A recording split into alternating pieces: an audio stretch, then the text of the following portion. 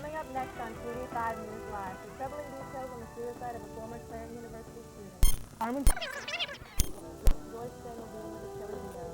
Stay with us. It's all coming up next on TV5 News Live. This portion of the programming was made possible through a grant by Fox's Pizza Den. Fox's Pizza Den is located on Old Route 66 in Clarion. Offer a living phone 555. That's 226-5555. Fox's Pizza Den is open 7 days a week for your convenience. Phone 226-5555.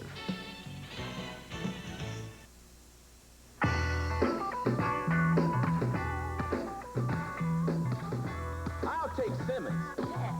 Give me Jones. Peterson. Lickfoot. Bishop. Hernandez. Sluka. Harris. Lavender. Peavy. Yes. In the game of life, you've got a much better chance at getting picked for a cool job with great pay if you take algebra, geometry, and calculus. You need to know how math can improve your future. Demand it. Call NACME. We'll tell you. Feedback starts now. And I said, you know, it wouldn't a better name for a movie to come out now, and I think I'm going to make the movie or write the book. It would be a great book to have, and you can call to get her book. You can also find it online. Well, I have a feeling I'm going to be rather opinionated. People I know so. Let's ask them about scheduling. Why is it that students have such a problem here with? Tune into Feedback with Mark Despotakis every Tuesday and Wednesday night beginning at 7:30 p.m. We're totally out of time. No time to talk to you. We'll see you tomorrow. This is TV5 News Live. Good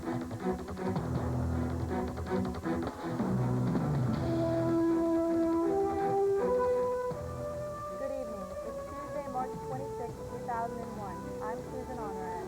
And I'm Amanda Miller. Welcome to TV5 News Live. Here's a look at some of the stories we'll be bringing you in the next half hour. A new jail warden has been named for Clarion County. Meet him coming up. And tax time is quickly approaching. Do you need an extension? Find out how to get one. And the calendar says it's spring, but the outside temperature doesn't. Joyce Stengel with your TV5 weather forecast. But first, our top story. A sad bit of news to report tonight. Paul Charles Schoeneman, the former Clarion University student accused of robbing Clarion National City Bank, is dead tonight. According to Allegheny County Police, Schoeneman was found hanging by bedsheets in his cell at the county jail late Friday afternoon. The investigation into the incident is continuing. Schoeneman was a Clarion University freshman who allegedly robbed the National City Bank on Main Street on February 13th. He was also seen on MTV's Direct Effects television show. The day after he was seen on TV, police arrested him in the northern Kentucky-Cincinnati airport. Police say he was on his way to spring break in Miami, Florida. During a federal arraignment last Thursday, federal magistrate Francis Chiazzi agreed to prosecution's request to hold Schoeneman without bail. The funeral for Schoeneman will be held this Saturday at 2 p.m. in Harrisburg. It's a changing of the guard at the Clarion County Jail, literally. Clarion County Commissioners voted on a new warden for the jail at last week's salary board meeting. Our Mark Despotakis was there and joins us live from the newsroom with the details. Mark? That's right, the new jail warden started his job yesterday out at the Clarion County Jail, and he says he's looking forward to good things to come. Last Thursday's Clarion County Commissioners and Salary Board meetings drew few audience members, but created some big news. Mr. Rowley on board as Clarion County Warden effective Monday. We are very pleased and honored to have him in our employment. That's right, a new jail warden for Clarion County. John Rowley was named to the position by unanimous vote. Rowley will earn $42,000 a year. He started the job yesterday, but it's not new to the idea of coming into a situation like the Clarion County jails. This is not the first time I've done this. This is my fifth or sixth institution, and I'm excited about just getting into looking at the immediate needs, the concerns of the board. After that, I want to take a look at the security operations. From a first view of them, or first blush, they seem to be in tune pretty good. But I want to make sure those aspects are tightened up. And then I want to begin to take a look at the treatment programming that we have available for the inmates. So John Rowley has been officially hired as the new prison warden for Clarion County. But how do those who hired him feel about him taking over the position? Clarion County Commissioner David Seiper, who also served on the county's Board of Inspectors, which chose the new warden, feels confident with Rowley in the position. I'm very pleased with him. Like I said, all the references that come back on him was just overwhelmingly excellent. And in the one county, he went into quite a bad situation, and he straightened it out pretty short order, so I can't see where he is going to be anything but an asset to Clarion County. So what Rowley replaces former jail warden Daniel Hornberger, who was terminated in January after various problems at the jail. But everyone is looking forward to positive results from Rowley. Done his check of references, and all come back extremely strong. One even wrote, "You're real lucky to get them." So I think we've definitely made the right move. I know. And as for Rowley, well, this isn't his first time in Clarion. I've driven up here years ago when I was in college. I had a friend that was going to Clarion University, so I came up to visit him. And I enjoyed the visit, and the area is extremely beautiful as far as the Clarion River and the terrain. Now, Rowley is from the Slippery Rock area. He is still living there. He plans on a move to Clarion sometime in the future, but he says he is waiting because his children are still attending school in the Slippery Rock area. Live in the newsroom, I'm Mark Despotakis. Back to you. County commissioners also approved the advertisement of an ordinance that outlines new safety procedures at the county courthouse and other county buildings. If the ordinance here would go into effect, anyone entering the courthouse would be required to use the front doors, walk through a metal detector, and put their bags through an X-ray machine. Weapons will also be prohibited in the courthouse, including firearms, knives, chemical mace, and anything else that could fall under the term weapon. The ordinance is under review and will be voted on by county commissioners in the next few months. Interstate 80 is famous for accidents during the winter months, but tonight we have a report of an accident on I-80 involving a state police car. The accident happened while a car from Clarion Barracks was responding to an accident when a tractor-trailer failed to see the state police car stopped in the lane in front of him. The driver of the tractor-trailer, Ali Kazanoglu, swerved to miss the police car but didn't in time. The truck hit the police car, causing severe damage. The driver of the truck fled the scene on foot after providing police with his driver's license. Anyone who knows of the whereabouts of Kazanoglu is asked to call state police. Some of Pennsylvania's rural farmland in our area will receive some help from the state. Our Jessica Curry is live in the newsroom with the details. Jessica? Thanks to Governor Tom Ridge's Growing Greener initiative, abandoned mineland in Jefferson County will make a comeback as farmland. Dairy Farm, located east of Brookville in Pine Creek Township, sits on nearly 40 acres of land. However, Joe and Shirley Holben have been unable to use half of their property because of surface mines abandoned in the 1950s. We go out and we rent a lot of neighbors' land, and it's kind of ridiculous to rent neighbors' land when you have your own and can't use it. So we'd like to put it back to get our own ground back. Through the governor's Growing Greener initiative, the Holbens received nearly $94,000 to reclaim their land and restore it to use as pasture. It's probably the only Growing Greener application and project that will take abandoned mine lands, old spoil piles and whatnot, and reclaim them and put them back into farm use. The Holbens contributed $11,000 in matching money to the project.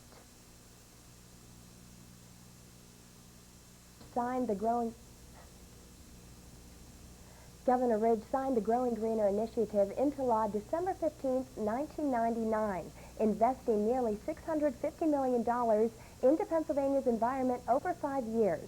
For more information on Growing Greener or to apply for a grant online, go to www.growinggreener.org.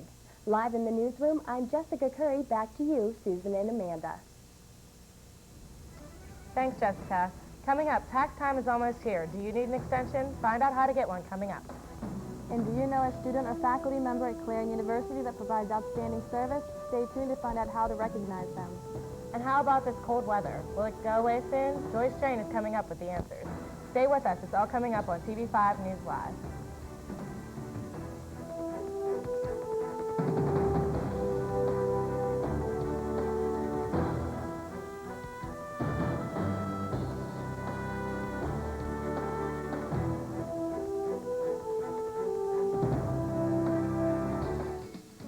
portion of the programming was made possible through a grant by the Captain Loomis Hotel and Restaurant. The Captain Loomis Hotel and Restaurant is located at 540 Main Street in Clarion and offers dining as well as a nightclub. The restaurant and nightclub are open 7 days a week for your convenience. Call the Captain Loomis Hotel and Restaurant, 226-8400.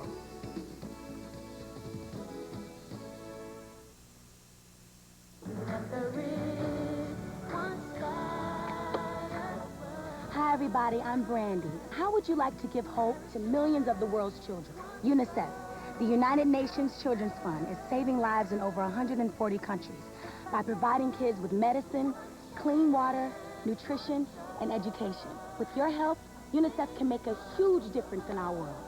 For more information, call 1-800-FOR-KIDS. Thank you. Wardrobe for some TV5 news anchors, provided by Fashion Bug, located in the Clarion Mall. Whether you're looking for junior trendy, girls, or fashion for women, they have it all, with many different styles. Fashion Bug also offers a wide selection of accessories. Fashion Bug is located in the Clarion Mall, just off of Exit 9 of Interstate 80. Open Monday through Saturday, 10 a.m. till 9 p.m., and Sunday from noon till 5. On the big highway of life, there's only one safe place for kids. The front seat's not the place to drop out. Don't want that big old bag to pop out. Put that booties in the back seat. Have that the kid should never be out. Here to remind you to put them behind you. Look here. To stay alive even when I drive.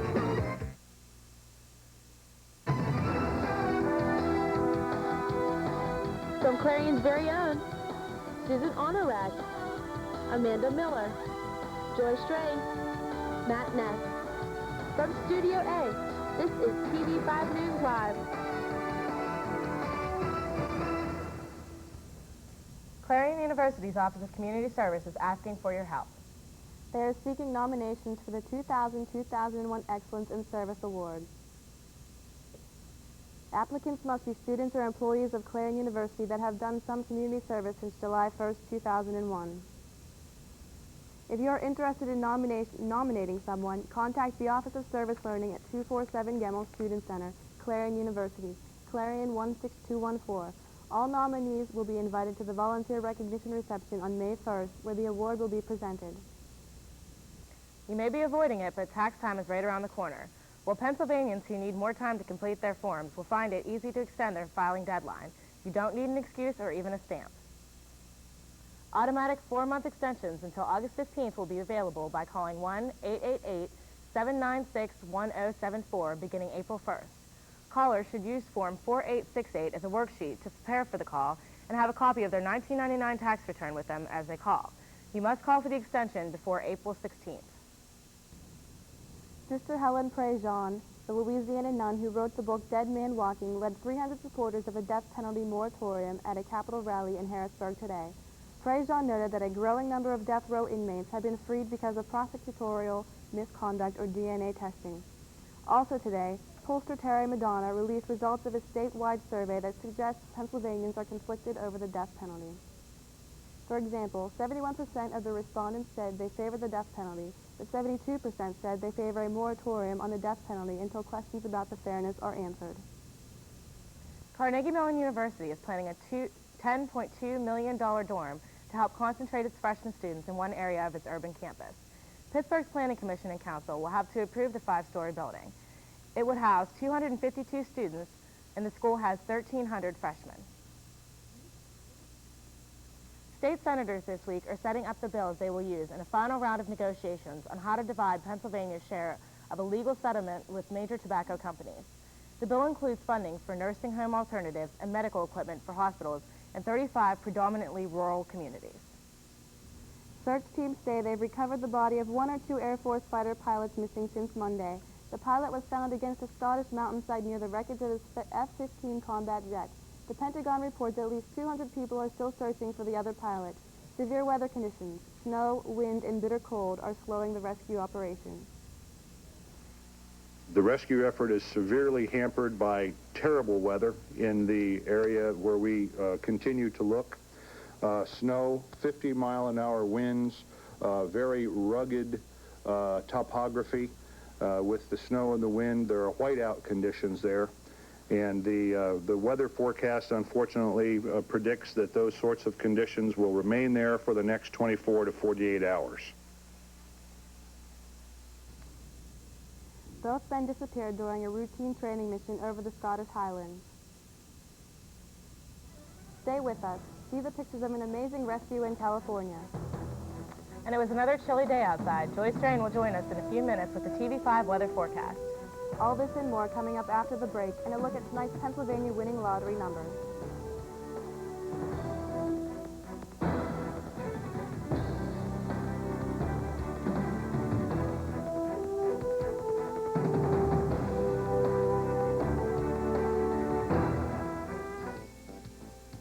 This portion of the programming was made possible through a grant by the Carpet Barn. The Carpet Barn is located at 4th Open Needs. So call the Carpet Barn, 226-7332.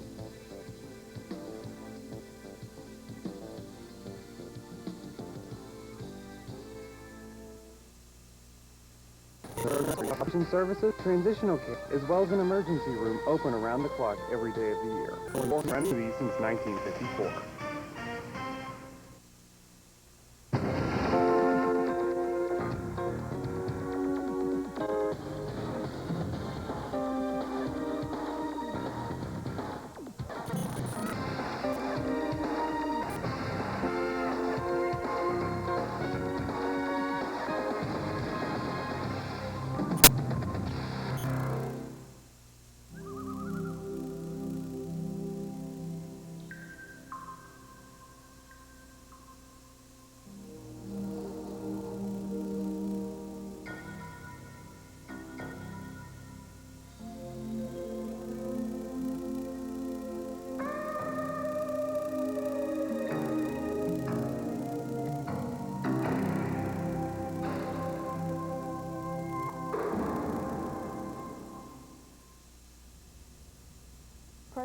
President Bush is expressing a bit of optimism about the economy, but he says his $1.6 trillion tax cut package is still necessary to re-energize it. Mr. Bush returned to the White House after spending part of the day in Kalamazoo, Michigan, where he touted his plan in offering an assessment of the nation's financial picture. He compared the economy to a long-distance runner, saying it's somewhat winded after a lengthy boom, but fundamentally strong. Bush says the Democrats' immediate tax relief plan, including a one-time payment of $300 for all taxpayers, is not enough. Firefighters tried to rescue a man who fell 30 feet down a reservoir at a construction site just outside of Los Angeles. 44-year-old Dan Hodges was working at the construction site when he fell shortly before the Orange County Fire Department. Hodges was back on solid ground within the hour, after firefighters climbed down the shaft with ropes and placed Hodges in a basket. Hodges fell through plywood, which helped to break his fall, and landed in some water and piping at the bottom of the reservoir. He appears to have suffered a back injury, but no other serious injuries. He is recovering at a nearby hospital. Police have nabbed 2 murder suspects who were on the run. Vernon Powers Jr. and Scott Christensen were arrested today at a home in the St. Paul, Minnesota suburb of Oakdale. The pair escaped from the Mower County Jail on Sunday. The murder suspects are among 4 people charged with killing 2 St. Paul construction workers in an Austin hotel last summer. In 1996, California voters approved the Compassionate Use Act. It made it legal for a seriously ill person to possess and grow marijuana for medical purposes. Charles Bierbauer reports that tomorrow the U.S. Supreme Court will review whether the medical necessity of the California law conflicts with federal drug control. Yvonne Westbrook has multiple sclerosis. Westbrook has tried prescription drugs, but finds marijuana eases her pain better. With the medical marijuana, a couple of puffs, and the spasticity is relieved, and I'm able to get on with the rest of my day. In 1996, California voters passed the Compassionate Use Act, creating a medical marijuana provision for such diseases as cancer, AIDS, glaucoma. The Oakland Cannabis Buyers Cooperative began serving patients who had a doctor's approval. We have them fill out some paperwork, pay their membership fee, and then issue a plastic photo ID badge to them that's counterfeit proof. But California's permissive law clashes with a federal prohibition. Marijuana is in the most restrictive category under the Controlled Substances Act. We have national standards on what should be available in pharmacies with a doctor's prescription and where they're clinically safe and effective, even when they're extremely dangerous. The case has seesawed through the court system. First, the federal government obtained an injunction to stop the medical marijuana sales. Then the co-op was granted an exception. The patient must have no other legal alternative to cannabis because all other reasonable alternatives have been tried and found that they are either ineffective or result in intolerable side effects. Dr. Mike Alcalay is both the co-op's medical director and a client. He has AIDS. I don't like to get stoned. I just use it for the effect it has to keep my appetite up and to keep the pills down. General McCaffrey favors medically approved alternatives to marijuana, such as Marinol. Some patients say those pills are costly or ineffectual. I would rather break the law and maintain a decent standard of life than obey the law and be sick. The Supreme Court must decide if federal law bars a medical necessity provision in California and as many as 30 other states that allow some exceptions. Charles Bierbaer, CNN, the Supreme Court. Here's a look at the weather with Joy Strain. So how much longer is this cold weather going to persist? Hopefully we've seen the end of it. It's going to move on out of our area, but along with it, it's also going to bring some rain showers into our area, but that's to be expected in the spring. I'll have more of that in your 5-day forecast coming up. But today we reached a high of only 30 degrees. Currently outside it is 28 degrees. The humidity is at 63%. The wind is out of the west at 11 miles per hour. Sunrise will be tomorrow morning at 6:11 a.m. and your sunset will be at 6:39 p.m. If we take a look at our satellite weather map, we can see that there is some thick cloud coverage across the northeast all the way up into the New England states. Along with that, we'll get a few snow showers, not accumulating too much, and possibly some rain showers once the temperatures warm up.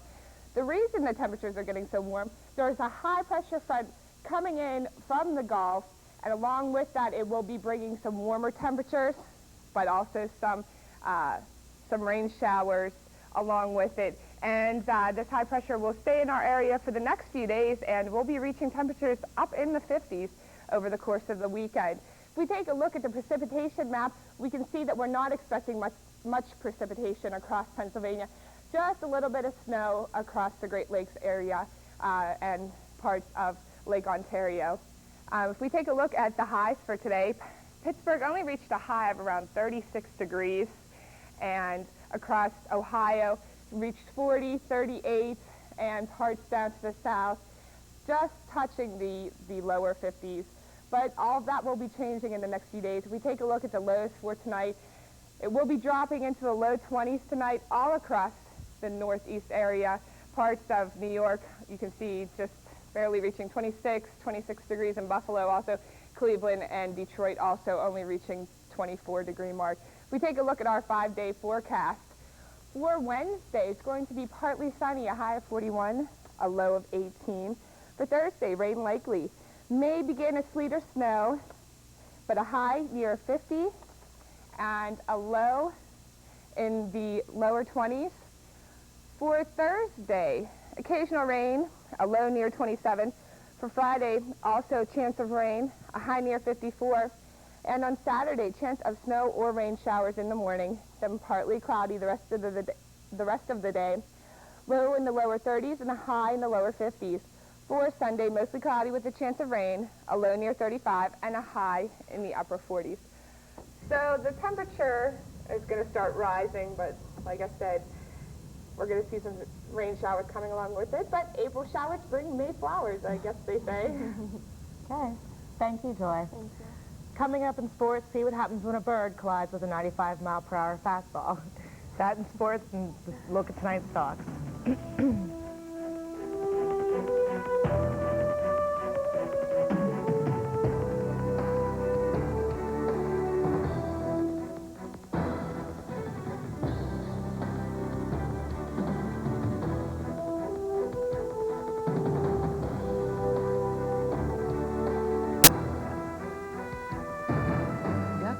Wilson doesn't believe in heroes. Open the mouth really big. But he donates care to disadvantaged children. Say, ah. You don't have to believe in heroes to be one.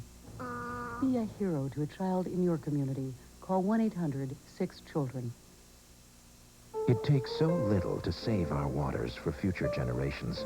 Using less toxic household cleaners and fewer lawn care chemicals protects so much. Helps stop water pollution forever. Clean water. If we all do a little, we can do a lot. Feedback starts now. And I said, you know, it wasn't a better name for a movie to come out now, and I think I'm going to make the movie or write the book. It would be a great book to have, and you can call to get her book. You can also find it online. Well, I have a feeling I'm going to be rather opinionated, people I know so. Let's ask them about scheduling.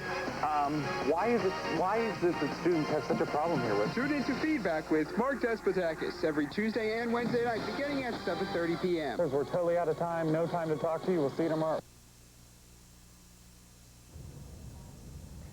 Matt Ness is joining us with the sports.